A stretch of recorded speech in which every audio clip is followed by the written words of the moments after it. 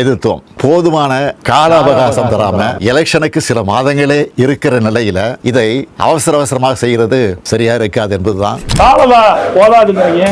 ஒரு தேர்தல் அறிவிச்சு ஒரே மாசத்துல முடியும்.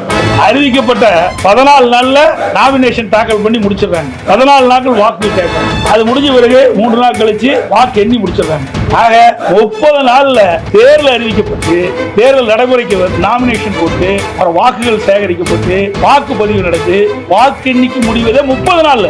அப்படி இருக்கும்போது ஒவ்வொரு பாகத்திற்கும் ஒரு பிஎல்ஓ நியமிக்கிறார். அது குறிப்பிட்ட மாதிரி ஒரு 300 வீடுக்கு மேல இருக்காரு. சுமார் 1500 வாக்குகள் வச்சிருக்காங்க. 300 வீடுகள் தான் இருக்கு. அப்படி 300 வீடுகள் இருக்கின்ற போது கிட்டத்தட்ட ஒரு நாளைக்கு 50 வீடு என்று எடுத்துக்கொண்டால் கூட அவர் நேரடியாக அந்த 50 வீட்டுக்கு வாக்காளரை சந்தித்து படிவத்தை கொடுத்தா கூட ஒரு வாரம் தான். ஒரு வாரத்தில் அந்த படிவத்தை கொடுத்தாங்க. ஒரு 10 நாள்ல திருப்பி வாங்கணும். அந்த 3 முறை அந்த வாக்காளர் வீட்டுக்கு சென்று இந்த வாக்காளர் படிவத்தை வழங்க வேண்டும். இல்லாத அதாவது அவர் செல்கின்ற பொழுது வீட்டு இல்லாத மீண்டும் அந்த படிவத்தை சம்பந்தப்பட்ட வாக்காளர் கொடுக்கணும். இது நடைமுறை.